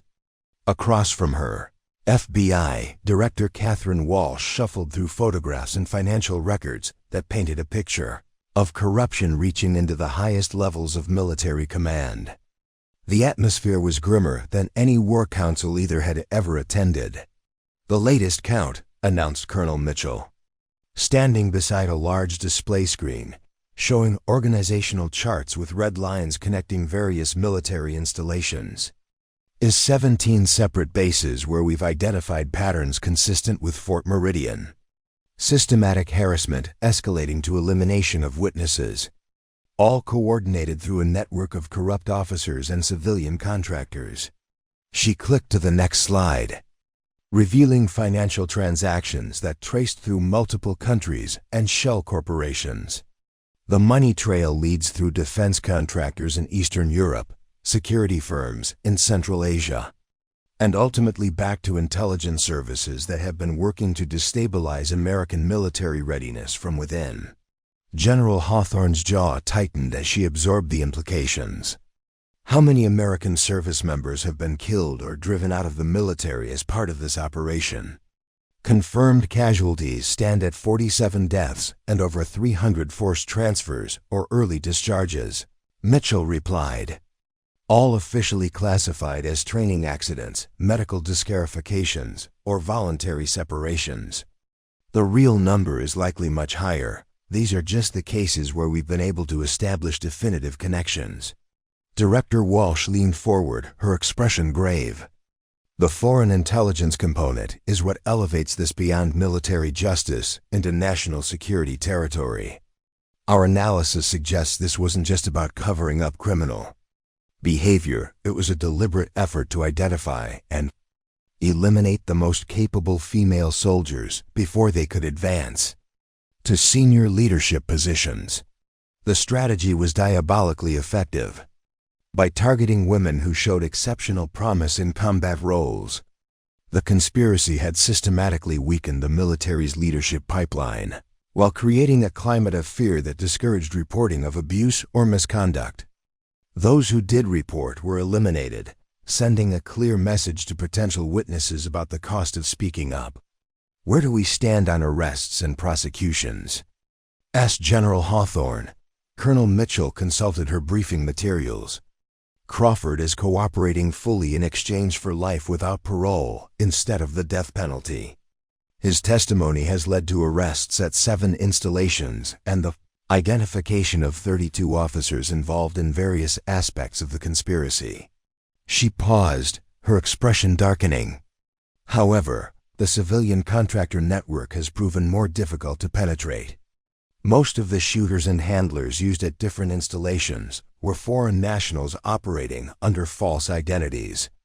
Those we've captured are claiming diplomatic immunity or refusing to cooperate entirely." Director Walsh added her own assessment. "The international implications are staggering. We're dealing with a coordinated intelligence operation that spans multiple countries and involves penetration of our military command structure at levels we're still trying to fully understand." As the briefing continued, Amelia sat in a chair along the wall reserved for supporting personnel and key witnesses. She had spent the past 2 weeks in debriefings, testimony sessions, and medical evaluations that had left her physically and emotionally drained. The transition from undercover operative back to her true rank and responsibilities had been jarring, but not as difficult as reconciling what she had learned about the scope of the conspiracy. "Colonel Reeves," General Hawthorne called, drawing her into the main discussion. "Your assessment of the psychological impact on the affected installations?" Amelia stood and moved to the briefing position, her mind organizing thoughts that had been developing since her extraction from Fort Meridian. "General, the damage extends far beyond the immediate victims. Every installation where this occurred now has a climate of distrust that will take years to repair. Soldiers who witnessed the harassment but couldn't or didn't speak up are dealing with guilt and trauma that affects their performance and morale."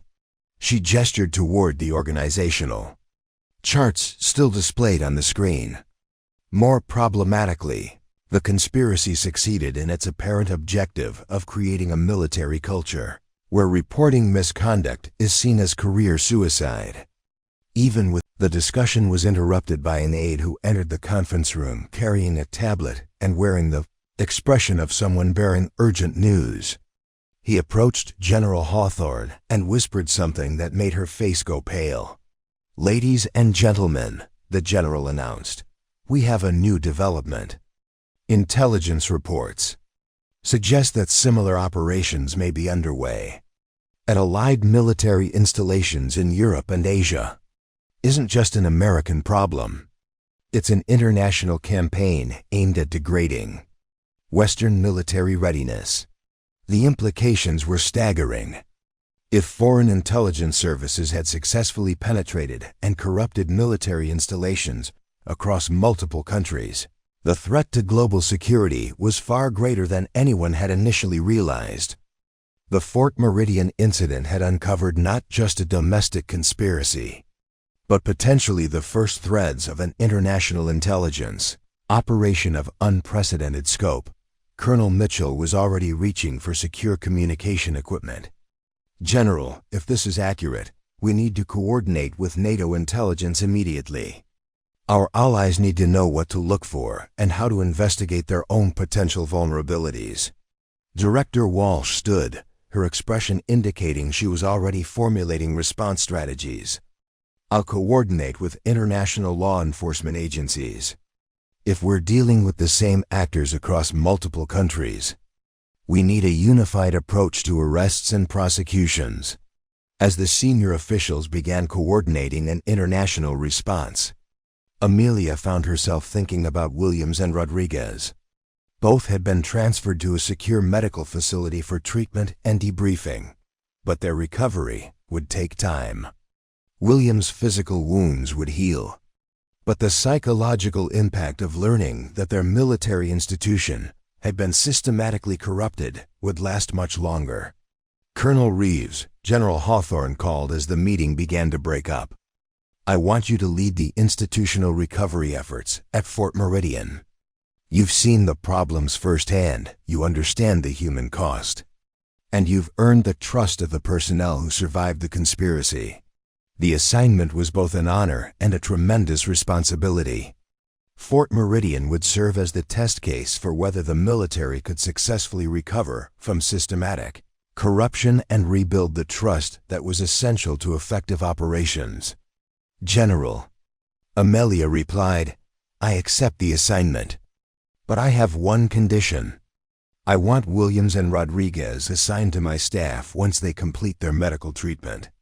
They've earned the right to be part of the solution, and their perspectives will be crucial in developing effective recovery protocols." General Hawthorne smiled, the first genuine smile anyone had seen from her in weeks. "Granted. And Colonel, make this work.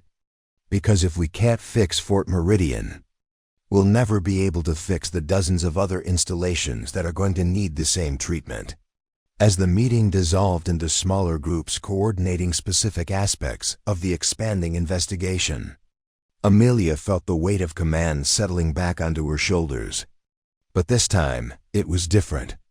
This wasn't about leading soldiers into combat against a foreign enemy. It was about rebuilding an institution that had been corrupted from within. The real work was just beginning, and success would be measured not in tactical victories, but in whether they could restore the trust and integrity that made the military worth serving in the first place. The conspirators had underestimated one crucial factor: the resilience of soldiers who believed in something larger than themselves. Now it was time to prove that even the most sophisticated corruption couldn't destroy the fundamental values that held the military together. Justice had been served, but healing would take much longer. 6 months had passed since the Pentagon briefing, and Fort Meridian looked like an entirely different installation. The transformation wasn't just cosmetic, though the fresh paint, updated facilities, and new signage certainly contributed to a sense of renewal. The real change was deeper, more fundamental, visible in the way soldiers walked with confidence rather than wariness, in the way conversations flowed openly rather than in whispered fragments, and in the way problems were addressed directly rather than buried under layers of bureaucratic denial. Colonel Amelia Reeves stood on the observation deck of the newly constructed Command Accountability Center, watching morning formation on the parade ground below. The building itself was a symbol of the institutional changes that had transformed Fort Meridian, a facility dedicated entirely to ensuring that command failures, like those that had nearly destroyed the base, could never happen again. Through the floor-to-ceiling windows, she could see Lieutenant Colonel Grace Williams leading the formation briefing, her rebuilt shoulder showing no signs of the injury that had nearly cost her life during the conspiracy's final desperate gambit. Williams had taken to her new role as Fort Meridian's Director of Personnel integrity with the same determination that had made her an exceptional logistics officer. But now that determination was focused on creating systems that protected soldiers rather than processing equipment. Beside Williams stood Sergeant First Class Carmen Rodriguez, whose promotion and assignment as the base's senior enlisted advisor for ethical standards had surprised no one who had witnessed her courage during the crisis. Rodriguez had become the kind of non-commissioned officer that recruits looked up to, someone who had faced the worst the military could offer and emerged stronger. more committed to ensuring that others wouldn't have to endure the same trials. The morning briefing was itself an innovation born from the lessons of the conspiracy. Instead of the traditional format, focused solely on operational matters, Fort Meridian's daily briefings now included segments on ethical decision-making, proper reporting procedures, and regular reminders that every soldier had both the right and the responsibility to speak up when they witnessed misconduct. "Ma'am," came a voice from behind her. "The Senate Armed Services Committee has arrived for their inspection." Amelia turned to find Captain James Patterson, now serving as Fort Meridian's Deputy Inspector General, holding a tablet displaying the morning's schedule. His assignment to the base had been both recognition of his undercover work and acknowledgement that effective oversight required people who understood how corruption operated from the inside. "How do they seem?" she asked, gathering her briefing materials. "Cautiously optimistic," Patterson replied. "They've seen the statistics on improved morale, reduced harassment complaints, and increased retention rates.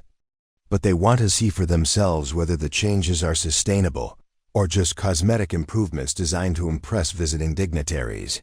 The skepticism was understandable. In the months following the conspiracy's exposure, there had been no shortage of military installations claiming to have implemented comprehensive reforms while changing very little about their actual operations. The Senate committee had seen enough dog and pony shows to develop a healthy cynicism about institutional transformation claims, but Fort Meridian's changes were different. Built from the ground up by people who had lived through the consequences of systematic corruption and were determined to ensure it could never take root again. The reforms weren't theoretical exercises in organizational behavior. They were practical measures developed by soldiers who understood both how systems failed and how they could be made to work. The inspection tour began in the new Sexual Assault Prevention and Response Center, a facility that had been redesigned from the foundation up to eliminate the intimidation factors that had once prevented victims from seeking help. Instead of sterile government offices tucked away in forgotten corners of the base, the center occupied a prominent position near the main entrance and had been designed to feel more like a civilian counseling center than a military facility. Senator Rebecca Martinez, the committee chair, spent considerable time reviewing case files and interviewing staff members. Her questions were pointed and professional, focusing on response times, investigation procedures, and most importantly, whether victims felt safe coming forward with complaints. "The statistics show a 400% increase in reported incidents," she noted, reviewing the data on her tablet. "How do we know this represents increased reporting rather than increased incidents?" Williams fielded the question with calm professionalism. "Senator, we've implemented anonymous monitoring systems that track patterns of behavior and communication across the base. What we're seeing is consistent with dramatically increased reporting of incidents that were always occurring but were previously suppressed through intimidation and retaliation." She gestured toward a wall display showing trend data over the past 6 months. More telling is the resolution rate. 93% of reported incidents are now resolved through official channels within 30 days, compared to less than 10% under the previous system. Soldiers are reporting because they believe action will be taken, not because there are more incidents to report. Senator Martinez nodded, making notes on her tablet. "What about retaliation? How do you ensure that reporting doesn't result in career consequences for the victims?" Rodriguez stepped forward to answer. "Senator, every report triggers an automatic review by personnel outside the local command structure. Anyone who experiences retaliation has direct access to the Inspector General's office, the Congressional Liaison Office, and if necessary, this committee itself. We've had 3 attempted retaliation cases in the past 6 months, all resulted in immediate removal of the retaliating officials and formal apologies to the victims. The tour continued through facilities that had been completely restructured to eliminate the isolation and hierarchy that had enabled the conspiracy. The training areas now featured multiple observation points and mandatory buddy systems that made it virtually impossible for instructors to abuse recruits without witnesses. The barracks had been redesigned to eliminate blind spots and ensure that private conversations between supervisors and subordinates always occurred in observable spaces. But the most significant change wasn't physical, it was cultural. As the committee members interviewed soldiers throughout the base, they found a level of trust and communication that was remarkable for any military installation, let alone one that had been systematically corrupted just months earlier. The difference, explained Staff Sergeant Michael Chun, a new arrival who had specifically requested assignment to Fort Meridian after hearing about the reforms, is that people here actually believe the system works. When you file a complaint, it gets investigated. When you report a problem, it gets fixed. When you need help, you get it. That's not how things work at most bases. The committee's final stop was the memorial wall in the base's central courtyard. A black granite monument inscribed with the names of soldiers who had been killed or driven from service by the conspiracy. The memorial served both as remembrance for those lost and as a daily reminder to current personnel about the cost of allowing corruption to flourish unchecked. As the committee gathered around the memorial, Senator Martinez asked the question that had been underlying their entire inspection. Colonel Reeves, these reforms are impressive, but they're also expensive and labor-intensive. How do we scale these changes across the entire military without bankrupting the defense budget or overwhelming the administrative system? Amelia had been anticipating this question since the committee's arrival. It was the crucial test of whether Fort Meridian's transformation could serve as a model for broader military reform or would remain an isolated success story. "Senator," she replied, "the question assumes that corruption and abuse are cost-free to the military. Our analysis indicates that the conspiracy at Fort Meridian alone cost the military over $50 million in lost training, medical expenses, legal proceedings, and recruitment costs to replace soldiers who were driven from service." She gestured toward the memorial wall. "That's just the financial cost. The operational cost, losing some of our most capable personnel before they could contribute to military readiness, is incalculable. Prevention is always cheaper than remediation." Patterson stepped forward with supporting documentation. "We've developed a standardized implementation package that allows other installations to adopt Fort Meridian's reforms using existing personnel and resources. The key isn't spending more money, it's spending the money we already allocate more effectively." The inspection concluded with a closed-door session where the closed-door section concluded with a closed-door session. Committee members could ask questions without concerns about operational security or personnel sensitivities. Their final assessment would determine whether Fort Meridian's transformation would be recommended as a model for military-wide implementation or classified as a unique situation that couldn't be replicated elsewhere. As the committee members departed, Amelia found herself standing once again on the observation deck, watching evening formation on the parade ground below. The same soldiers who had once endured systematic abuse now served with pride and confidence, their voices strong as they recited oaths that finally meant something again. Williams and Rodriguez joined her on the observation deck, both carrying the satisfied exhaustion that came from a successful inspection. "Think they'll approve the expansion program?" Rodriguez asked. "They'd be fools not to," Williams replied.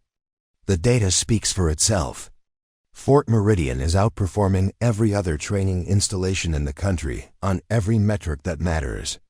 Amelia smiled, watching the formations disperse as soldiers headed to evening meals and recreational activities. "The real test isn't whether they approve the program. It's whether the changes we've made here survive. When new leadership arrives and the memory of the conspiracy starts to fade.